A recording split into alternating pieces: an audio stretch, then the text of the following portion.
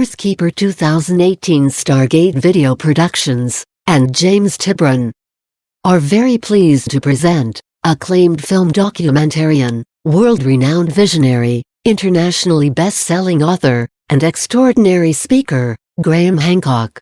Filmed live in beautiful Little Rock, before a sold-out capacity audience, at the Earthkeeper Arclantis event, in the Crystal Vortex of Sacred Arkansas.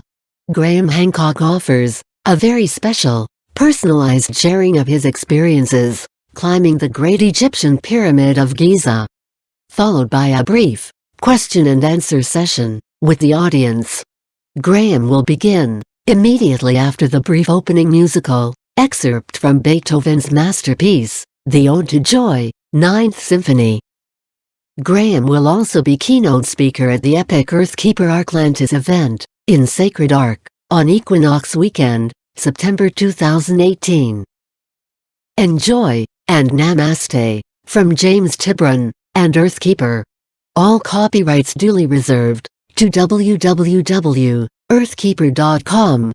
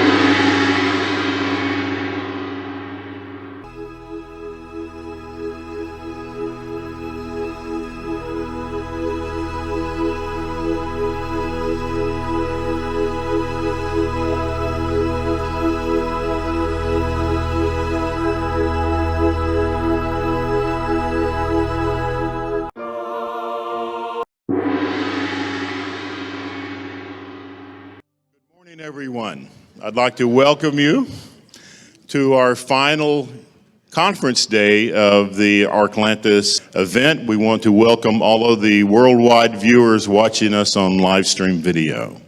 It is my great honor and pleasure to once again introduce my dear friend, a walking master, one of the people I admire most in the entire world, Graham Hancock. Thank you.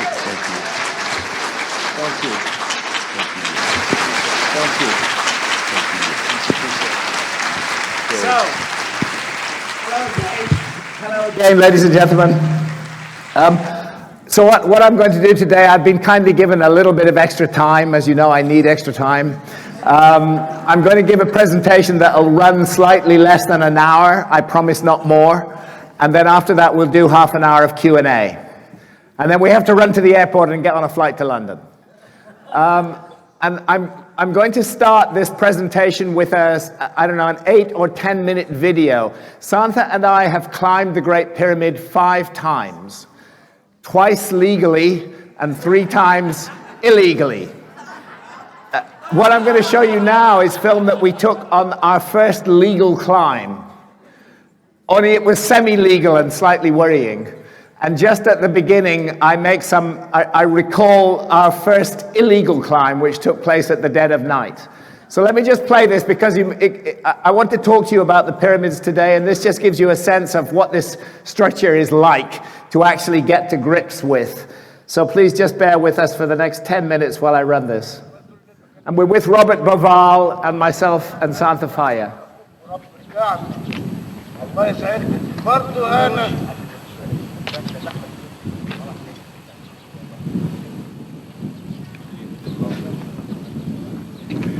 We were so alarmed with all the guards coming and going, and the feeling of doing something illegal, with hiding behind the blocks and avoiding the lights from the lamps. It was a great adventure, but we finally made it to the top. You know, even after what we've done, 10 courses. Look at this. 10 courses is already exhausting.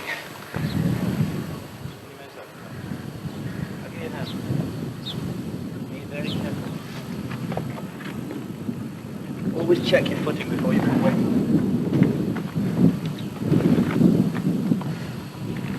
Hey Graham, this is the life. This is the life. You're not kidding. It's exhilarating.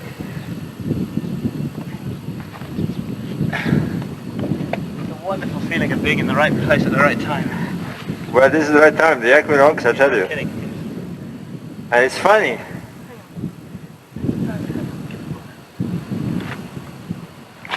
This was 1996, by the way.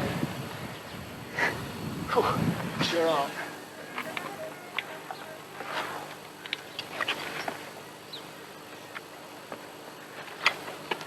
You okay? We shouldn't waste too much time going up because we may get an awkward guard at some point. And once we're up, forget it. We'll pretend we're...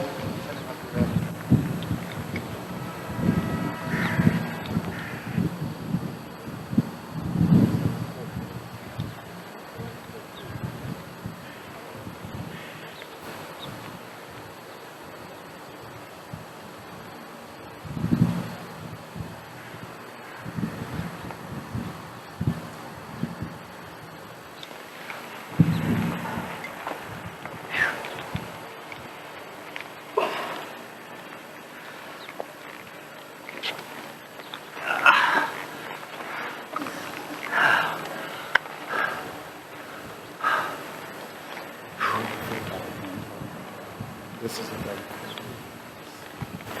We can. I can feel this.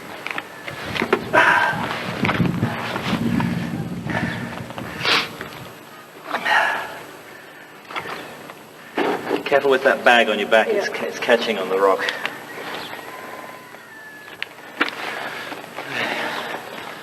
Shall I film you a bit, Robert? Yeah. Still careful, please.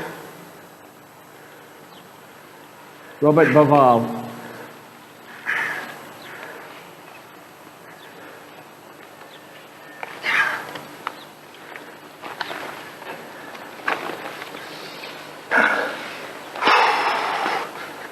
Totally out of focus. Oh, wait. Oh, look, the second pyramid is catching the... Yeah. Santa. Oh, I bought this spell. You want to...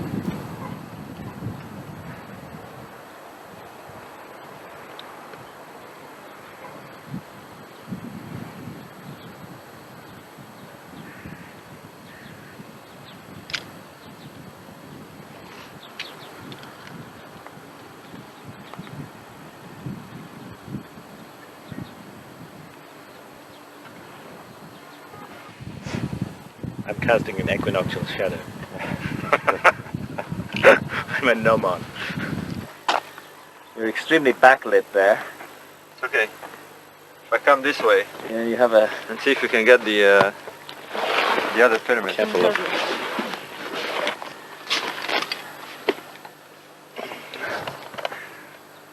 Oh, interesting shot. Get above. Should I shoot one of you with it? How about one of you and me kind of sitting and looking at this pyramid? Well, we'll do it from the top. Mind you, the top will be good. From the top, it's really nice. Well, it's photographer's paradise, huh? Yeah, it's wonderful. It's amazing. If you tilt up, and tilt down onto both of you, Yeah. and then tilt up. It's incredible. It's a love. The second pyramid is a beautiful, beautiful, wonderful monument. It really is. Can we go up, right, so we can have some gold light? Yeah, let's get going. We don't want to waste this wonderful You know that we're watching it from approximately half a kilometer away, eh? Yeah. I Okay. know. Okay, let's Yeah, carry on with the climb. let's get up now.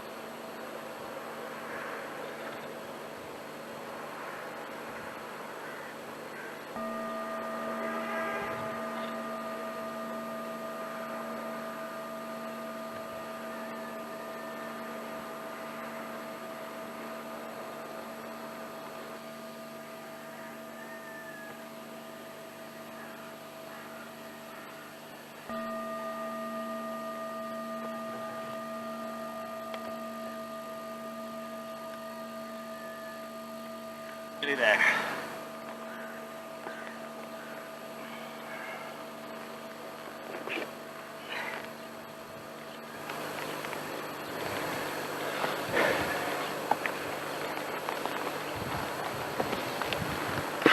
Oh wow. It's a wonderful shot. Okay, here's the summit, huh? Almost. It is. Another 20, 30 feet and we'll be there.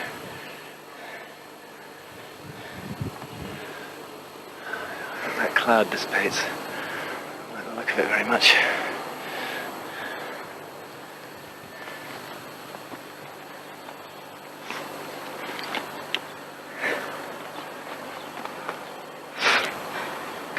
Okay.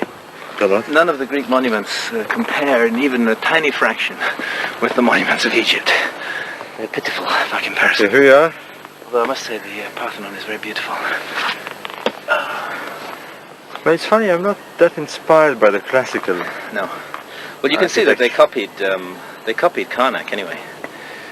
It's basically, they're all copies of the Okay. famous stuff. We're there, Santa. Hi, good morning to you.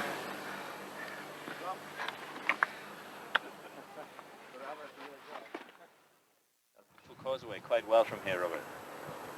Don't fall off, huh? There we are. Look where you're going. Second pyramid. And we pan down. You can even see the edge of Menkara from here.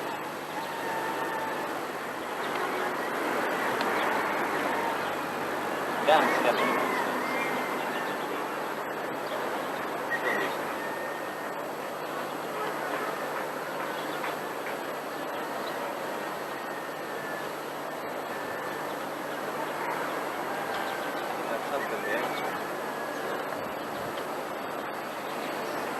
Do you want me to film you a bit, Robert?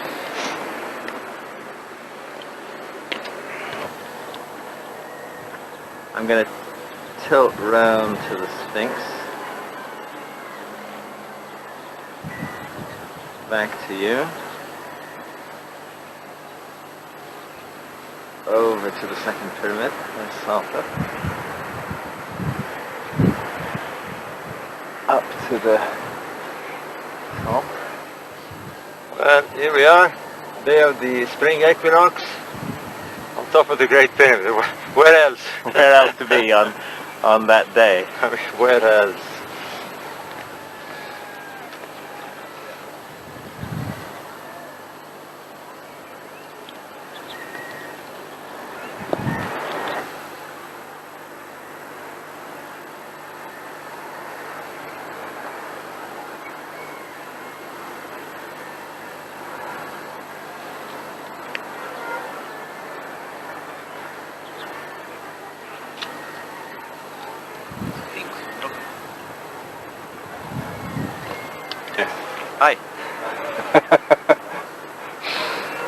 sphinx like yourself, actually.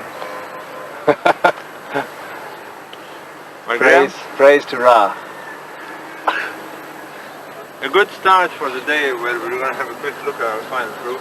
Yeah. I brought it up here, but Oh, but you don't have the final proof. I have it. But I have the ones that they sent me. The ones they sent, yeah. She phoned and said she's going to be couriering Yeah, I know. a proper final proof. That we refer to. That was the final proofs of the book that Robert and I published in 1996 called Message of the Sphinx.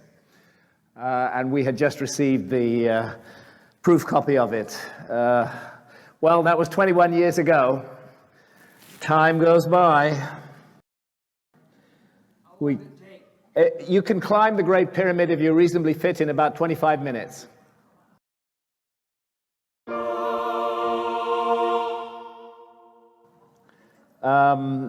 It can sometimes take a little bit longer than that. Some of the block sizes are no higher than your knee. Other ones are chest high, and you have to kind of mountaineer up them.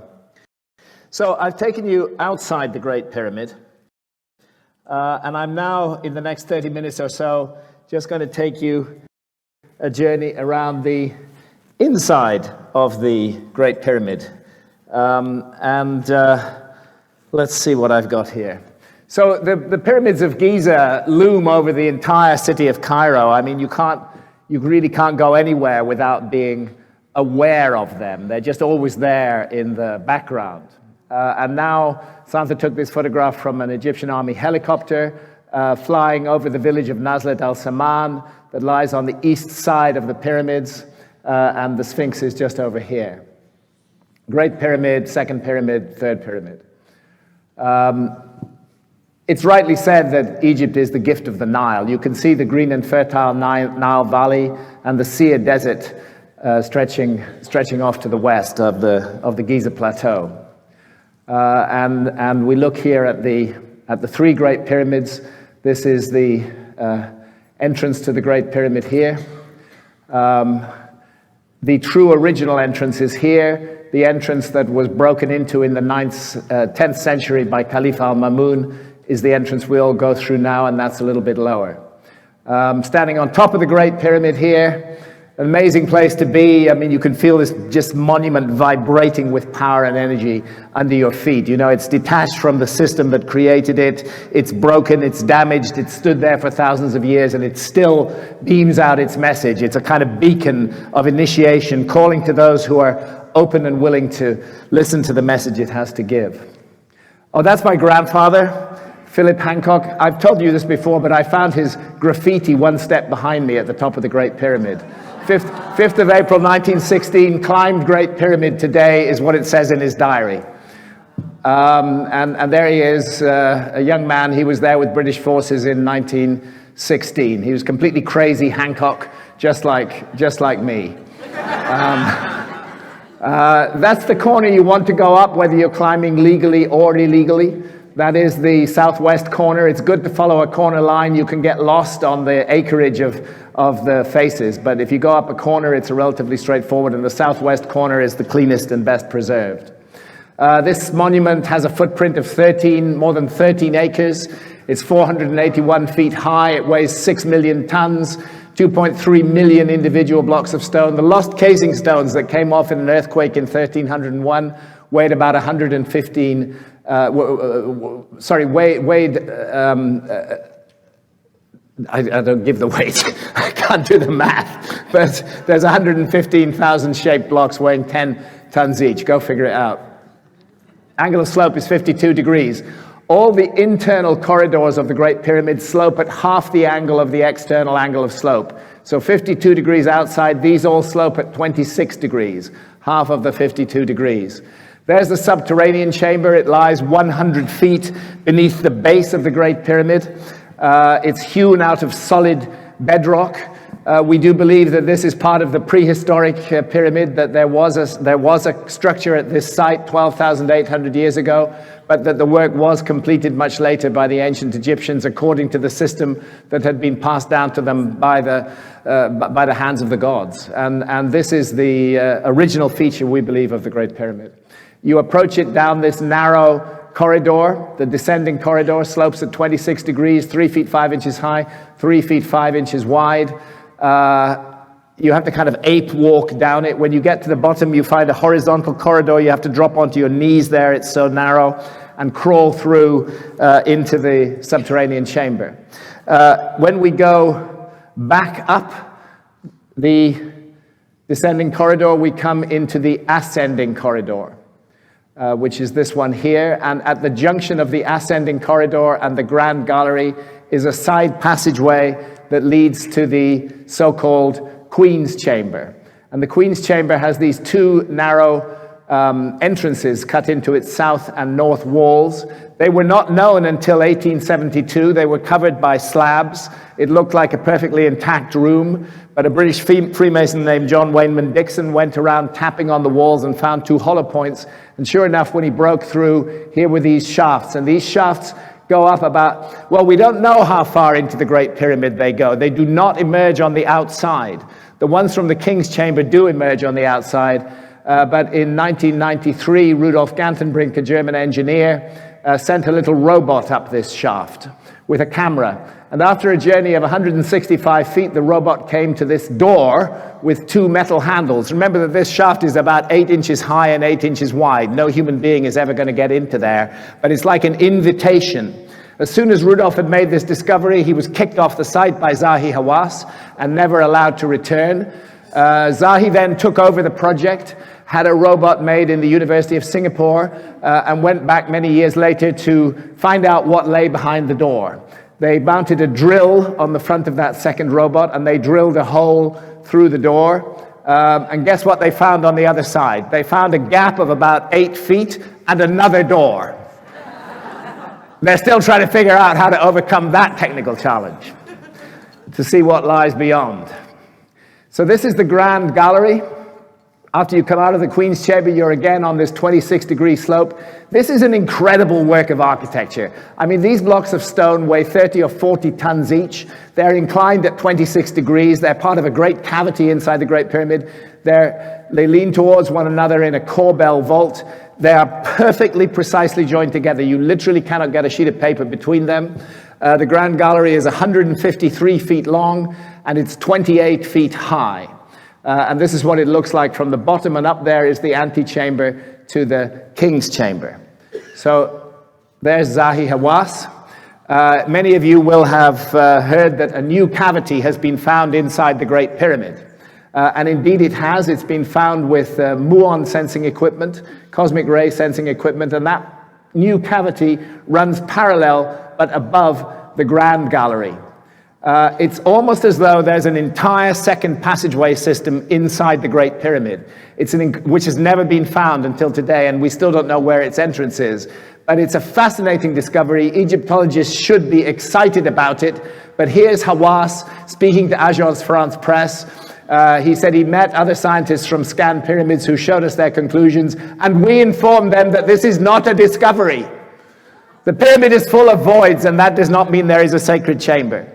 Does this man have something to hide, I wonder? Because he keeps pouring cold water on any and every new discovery, and yet stuff is going on behind the scenes, and it's really difficult to say exactly what is happening at Giza. But there you are, there's a huge new void being discovered in the Great Pyramid directly above the Grand Gallery, and interestingly, running into the top of the chambers that lie above the King's Chamber. This is the King's Chamber here. This is the antechamber to the King's Chamber. This is the top of the Grand Gallery. Until the early 1800s, it wasn't known that there are 1, 2, 3, 4, 5 more chambers piled above the King's Chamber. What happened was that Howard Vyse blew a hole in the top of the Grand Gallery here. And lo and behold, that hole led into a corridor system, and he was able to access all of these other chambers. Today, to get up there, we've been up there several times, you have to, of course, have permission. Then you need to bring a rickety wooden ladder that's 30 feet high, and you prop it against the side of the Grand Gallery, and then you climb up it. A little rope hangs down.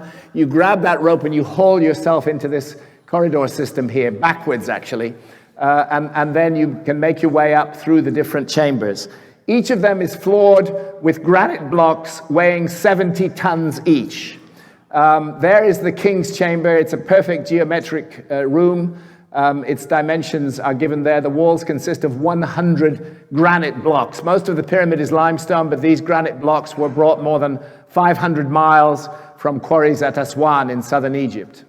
And again, you can see the little shafts north and south in the king's chamber. Those do emerge on the outside of the pyramid. And back in the 19th century, they used to have fun rolling cannonballs down them to see them appear inside the king's chamber. This is the top of those relieving chambers, and you can see these huge granite blocks and, of course, the ghastly modern graffiti that has been put there ever since this place was discovered in the early 1800s. And we're there with a film crew. That's my daughter Layla. Again, this is back in the 1990s. And you just get a sense of the scale of these things. 70-ton blocks. You know, often the Egyptologists will announce, we've discovered how the Great Pyramid was built. They made the sand wet and dragged the blocks on the wet sand. Yeah, big deal, but how did they get them 300 feet in the air, you know, when they weigh 70 tons? So interestingly, this layout is very similar to the so-called Djed pillar, which represents the backbone of Osiris, and it's a symbol of the resurrection of Osiris. There's really no solid proof at all that connects the Great Pyramid to the pharaoh Khufu. There is a piece of graffiti in that upper relieving chamber. Its provenance is very dubious. There's a very strong case that it was forged by Howard Weiss, the vandal who broke in there in the first place. He was looking for an important discovery. What the Egyptologists tell us is that Khufu had this giant ego and he wanted to build the biggest monument ever made in the world for his tomb. I must say, for a man with a giant ego, it's surprising that this is the only statue that has survived of him, and it's 2.5 inches high. This double exposure that Santa took is really quite intriguing, because you see the Great Pyramid in the background, and what you see in the foreground is the tomb chamber of the Pyramid of Unas, a pharaoh of the 5th dynasty, some 150 years after the Great Pyramid was supposed to be built. The Great Pyramid is completely uninscribed, but the 5th dynasty pyramids at Saqqara are covered with inscriptions, and their chambers are, the ceilings are decorated with stars. These inscriptions are beautiful and stunning and just extraordinary to look at. In the cartouche, that is the name of the pharaoh Unas of the 5th dynasty. And what these are is they are the earliest recensions of a literature that we all know as the ancient Egyptian Book of the Dead. The Book of the Dead is only part of a long literature, but essentially that literature conveys the same message. The earliest surviving are the ancient Egyptian pyramid texts, written inside pyramids of the 5th and 6th dynasties. Then you have the ancient Egyptian coffin texts. They used to write the texts inside the coffin lid. The Book of the Dead was usually placed on a papyrus scroll with the mummy. This is the book of what is in the Duat, another one of those texts. The Duat was the afterlife realm through which the ancient Egyptians believed that our souls traveled after death. And all of these texts seek to prepare us for our journey through the Duat. And that was the ancient Egyptian afterlife kingdom ruled over by the god Osiris. Earthkeeper, Stargate Video Productions. Copyrights, duly reserved 2018. This is not Horus and Anubis. These are the souls of Pe and Nekhen. And they're a mysterious brotherhood that was charged with transmitting the secrets of the religion of Osiris forward through time. This photograph was taken in the tomb of Seti I in Abydos in Upper Egypt. And here is Osiris, the divine king of Egypt in the legendary first time Zep Tepi, when the gods walked the earth. And he was murdered by Set and 72 conspirators. His body was hacked into pieces, reassembled and revivified through the magic powers of his consort, the goddess Isis. It's really a very extraordinary story, this. Here you can see, I'm just going to read a short passage from the Book of the Dead, but here you can see the body of Osiris. And this is Isis in the form of a bird, sometimes a kite, sometimes a swallow, and she is hovering over the phallus of Osiris, to receive his seed, to engender the divine child Horus, who will be the first of the Horus kings of Egypt. And every pharaoh saw himself as a descendant of that lineage. This process of Isis revivifying the body of Osiris and receiving his seed is described in a passage from the ancient Egyptian Book of the Dead. I'm going to read it to you, and I recommend strongly that you get this translation of the Book of the Dead. It's called Awakening Osiris, and it's by Normandy Ellis. The only problem is I don't have enough light to read. Could we adjust the light just for a moment? I know I like to be in darkness, but I'm going to read this. A little flashlight would no, I think we'll put the overhead lights on, if that's okay. Just for a second. Okay, I've got a flashlight. Don't worry about the overhead flashlights. Okay, Normandy Ellis translation. She's an Egyptologist and a poet, and it's the only translation of the Book of the Dead I really trust.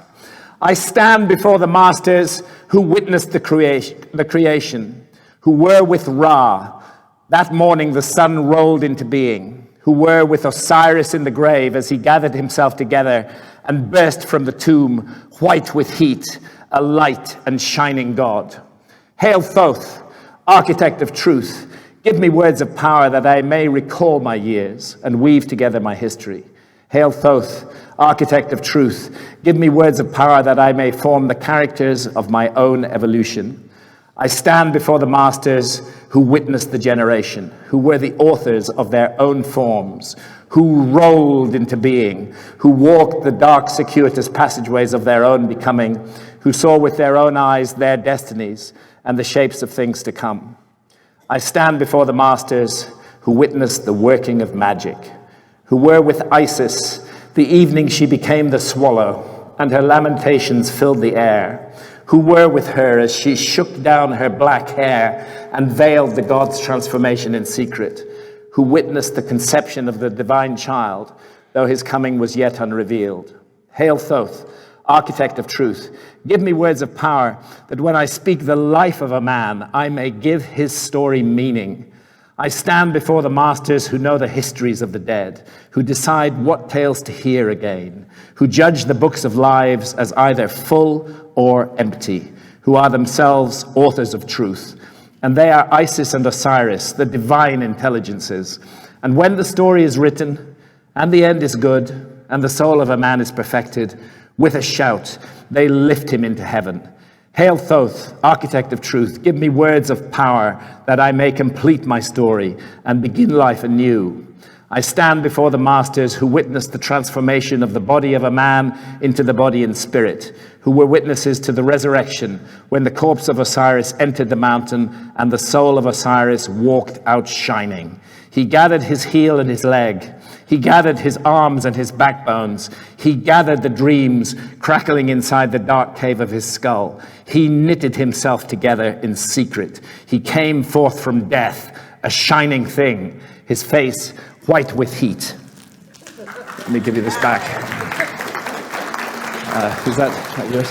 So that's the extraordinary background I think we need to take into account to what the pyramid is about and to the ancient Egyptian pyramid texts. Here we see Horus performing the rituals, engendering the resurrection in the heavens of his father Osiris, and thus of the pharaoh Seti I, who's seen at the right offering incense to Osiris. Horus comes to you, O king, that he may do for you what he did for his father Osiris, so that you may live as those in the sky live, that you may be more extant than those who exist on earth. Raise yourself because of your strength. May you ascend to the sky. May the sky give birth to you like Orion. May you have power in your body, and may you protect yourself from your foe. Resurrected in the heavens, Osiris became Lord of the Duat, God of the dead, master of eternity and immortality. And we see him here on the left, riding his boat of stars, and he's holding out the Ankh, the symbol of eternal life, showing the way to the Horus kings, the future pharaohs of Egypt, who are to maintain the Osirian system on earth, just as Osiris maintains it in the heavens in his Duat afterlife kingdom. The purpose of the system is to perfect the immortal soul of the initiate. And there's no dispute, Osiris was definitely identified with the constellation of Orion by the ancient Egyptian, and Orion was viewed as the figure of Osiris in the night sky, ruling over the celestial afterlife kingdom of the Duat, which is roughly the area between Orion and Leo, with the Milky Way, the winding waterway, running through it. And in the framework of the Osirian religion, I went into this yesterday, the whole vast scheme looks like a device to transform men into gods, companions of Orion who navigate the Duat with Osiris. And since Osiris was said to have ruled in Zep Tepi the first time, perhaps we shouldn't be surprised that the astronomical layout of this site hints at extremely ancient origins. This Duat afterlife kingdom was both a region of the sky and it was a physical realm with corridors and passageways, an underworld and an above world, if you like. And the soul must journey through this, often led by the psychopomp, the jackal-headed mortuary god. Anubis would sometimes act as a guide and companion of the soul. And again, notice the Ankh, symbol of immortal life, clutched in the left hand of Pharaoh Seti I here.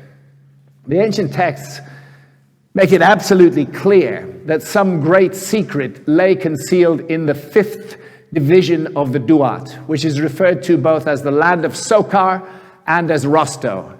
Of course, it's not an accident that one of the ancient names of Giza was Rostau. I suggest that what Giza is, in fact, is a representation on the ground, a three-dimensional representation of the Duat afterlife kingdom. We see a sphinx, we see pyramids, we see a sphinx in these images of the Duat, painted on tomb walls, for example, in the Valley of the Kings, and a pyramid as well. And the suggestion of a chamber with this curious winged serpent inside it. And in fact, if you look at images of the Duat, you'll find them on every tomb painting in Egypt. These are from the tomb of Thutmose III in the Valley of the Kings. You can see that there are rising corridors and galleries, exactly like the Grand Gallery. And boats feature in the Duat. So again, I don't think it's a coincidence that a giant wooden boat was found buried beside the Great Pyramid of Egypt. This place is some kind of simulator for the afterlife journey. This is not about the ego of a pharaoh. This is about a grand project of raising human consciousness to a higher level.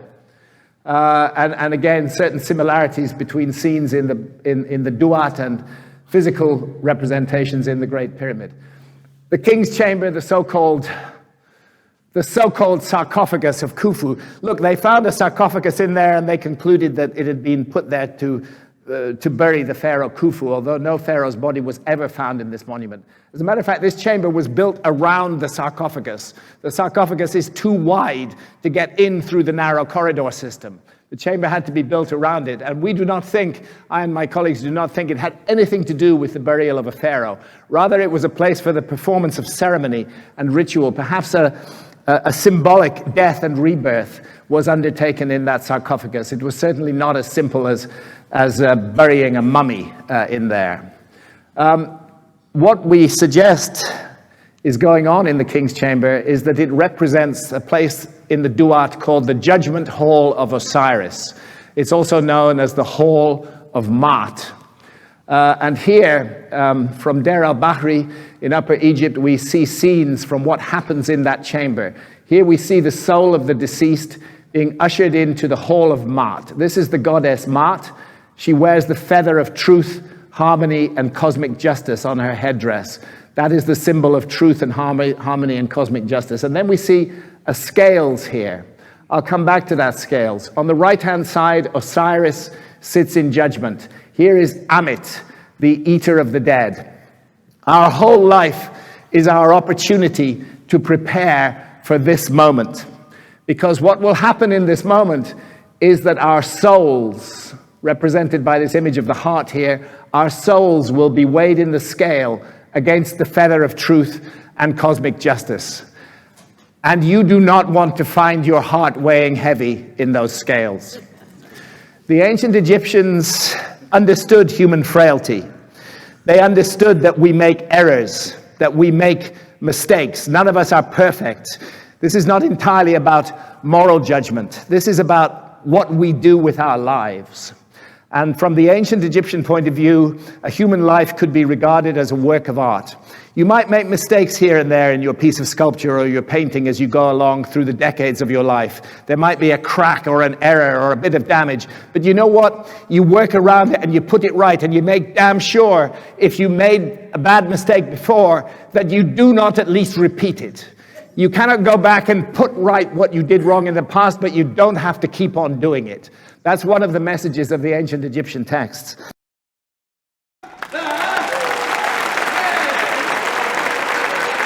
And they understood that there is time in a human life, 70, 80, 90 years if we're lucky. There is time in a human life to learn from our mistakes, to grow and to develop, so that we can come to the end of life and look at our life's work as a piece of art and say, yes, I made a mistake here, but I put it right there. Yes, I caused pain here, but I gave love there. On balance, I did good. That's ultimately what you need to say.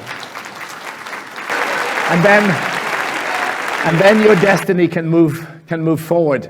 If, however, you have added to the stock of human misery consciously and deliberately through your life, if you have caused pain, if you have taken from the earth and never given back, if you have been a cruel and domineering and wicked person, taking advantage of others all the way through your life, this is the fate that awaits you. Amit, the eater of the dead. The ancient Egyptians saw no future for such an individual. Such an individual's story would be over. They would not be reborn. They would not come back to learn and develop further. But if you are justified in the judgment, Thoth writes your name on the tablet, and to you is granted the life of millions of years. And perhaps the monuments formed a sacred landscape in which the afterlife journey, the ultimate goal of joining Osiris in the starry sky and winning the life of millions of years could be prepared for, serving almost like a simulator for the duat.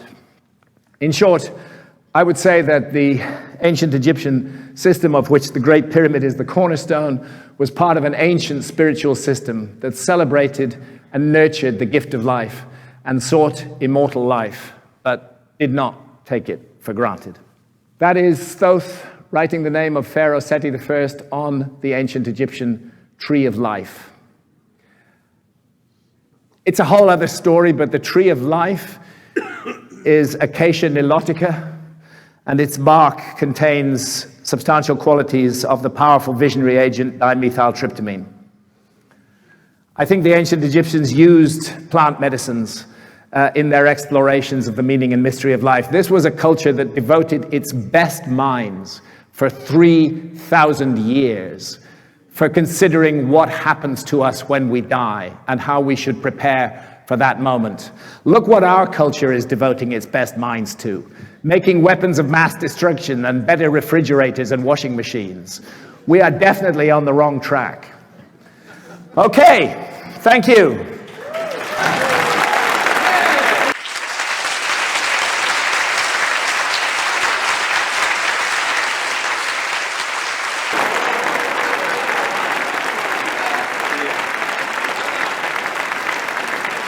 And now we have a little time. Actually, I got that done quite quickly. So, so let's do this Q&A. I'll do my best to answer any questions that are put to me. I think there's some kind of plan to have a microphone here. Will somebody help me moderate this? Okay, so the purpose of the microphone is so that others can hear the question as well. And if you would like to ask a question, please come and ask it at this microphone, which is right here. Come ahead. In late January, my partner Paul and I are going to Costa Rica to the Rhythmia Life Advancement Center. We were delighted to see your testimonial on YouTube a couple of weeks ago, and it resonates so much with what we're about here. I thought maybe you might say something. Thank you for raising that. Because I've worked a lot with the plant medicines over the years, I initially drank ayahuasca in 2003 as part of a research project. I went to the Amazon and had 11 sessions with ayahuasca, the vine of the dead, because I was writing a book in which I needed to have that experience. But afterwards, it became a kind of life work for me, and since then I've had more than 70 ayahuasca sessions, and I have continued to benefit from the medicine and to learn from the medicine. Not is all sweetness and light in the garden of ayahuasca. There are a lot of corrupt and dishonest shamans offering false ceremony and often letting in dark and negative energies to the space that need to be kept out. So I'm often asked, where is a safe place to go and drink ayahuasca, especially for those who are not really keen on sitting in the middle of the Amazon jungle and getting bitten by mosquitoes and vampire bats all night. The problem is that ayahuasca is illegal throughout the Western Hemisphere, except in one place, Costa Rica. And for those who are interested in a safe, medically supervised, comfortable, and experienced plant medicine ceremony, there's a resort in Costa Rica called Rhythmia, started by a tremendously interesting man called Jerry Powell, whose life was literally turned around by the plant medicines. And you can take it from there. Thank you very much. Next, please. I think I speak for a lot of people. Graham and Santha are very special to me, your work, and I think you're special for so many. Is there something that we can do as laymen to assist you in your work? Well, thank you. That's a good. First of all, thank you for your kind comments, and secondly, what keeps me going? What keeps me going all the time is I feel so blessed, is the love and the positive energy that I receive, you know, from all of you and from everybody.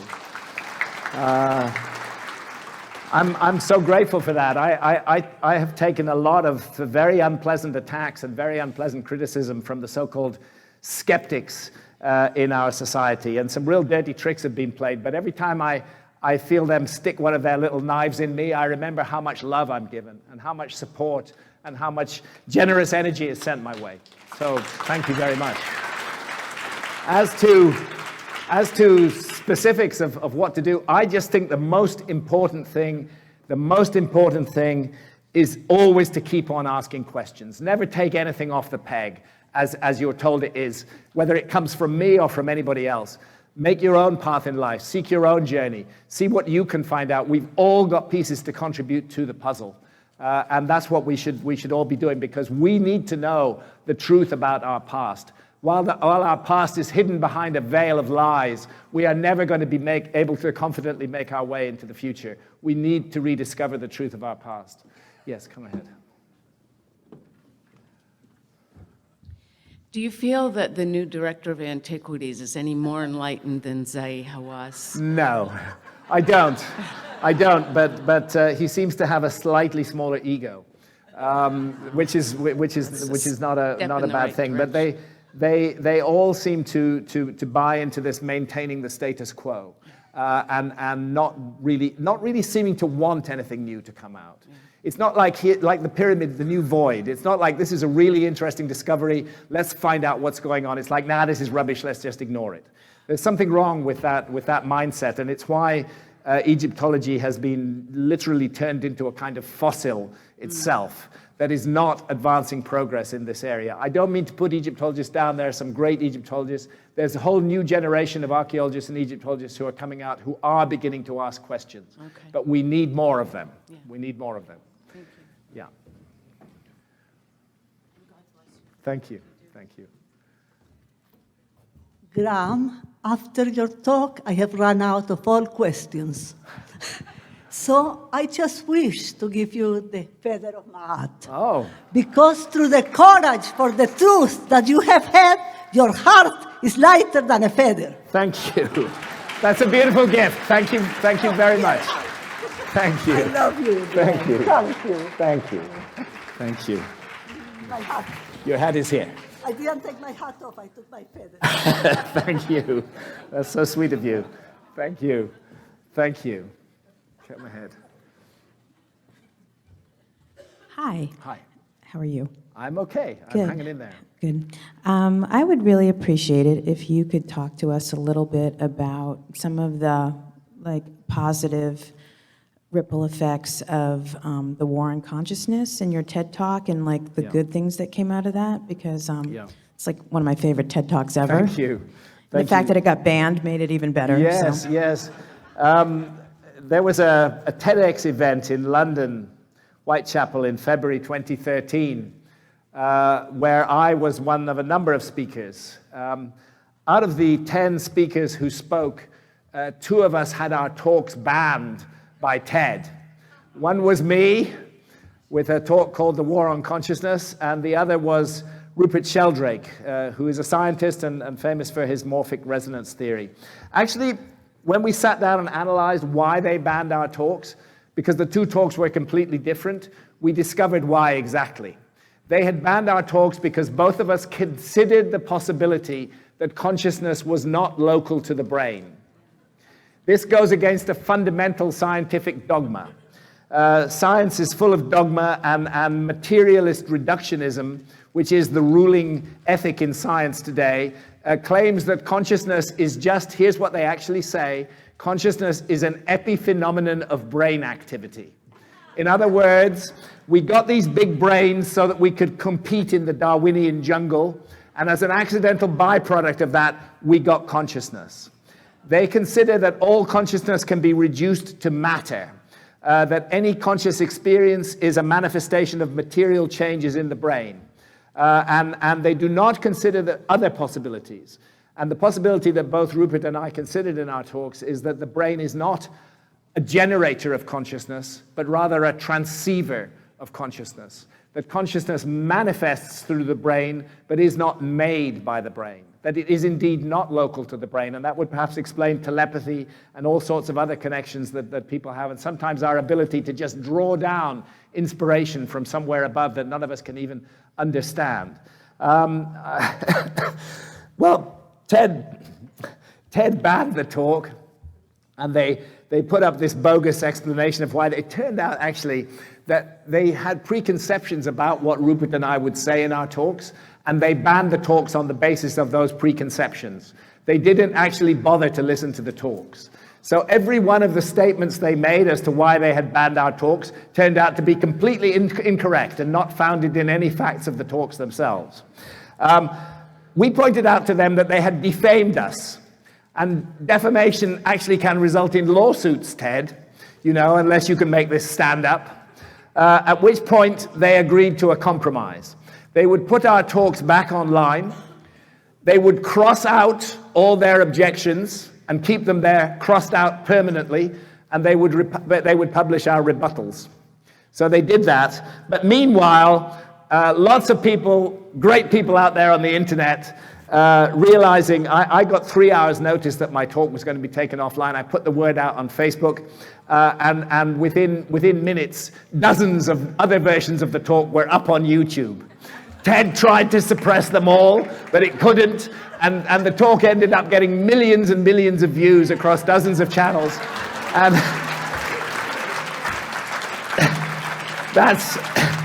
that's what happens when free-thinking individuals are confronted by a hierarchical organization that wants to tell them what to think. Yeah. Thank you. And I do think it's had a ripple effect. I think it's helped a lot of people to realize the way the controlling minds that are at work behind our society. Yeah. Graham, I am a botanist working with an ethnobotanist and a team of archaeologists at the Galt Archaeological Site, just north of Austin, outside of Florence. Mm-hmm. This group is studying the Clovis culture, and said to be, at this site, the oldest known occurrence of man, Homo sapiens as we know it, in North America. Said to be until recently. Well, that was part of my question. Is your perspective on that? Well, the Clovis first model has been completely discredited.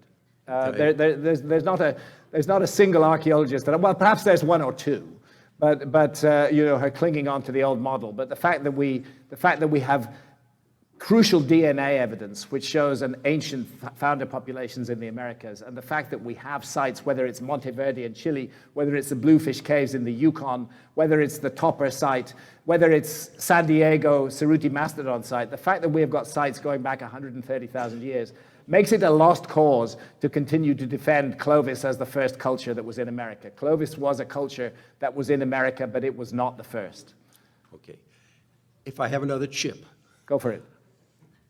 Is there any connection between the Clovis? Do we have any evidence that they were tied to Atlantean culture? Well, that's a whole other investigation. And actually, I'm going to be going into that in the new book that I'm writing about ancient America.